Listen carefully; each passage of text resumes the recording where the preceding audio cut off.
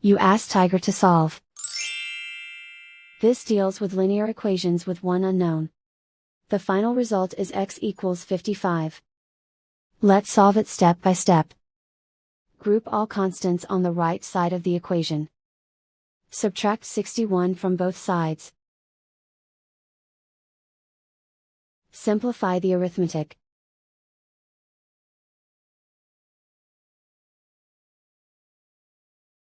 Isolate the x. Divide both sides by 3. Simplify the fraction. Find the greatest common factor of the numerator and denominator.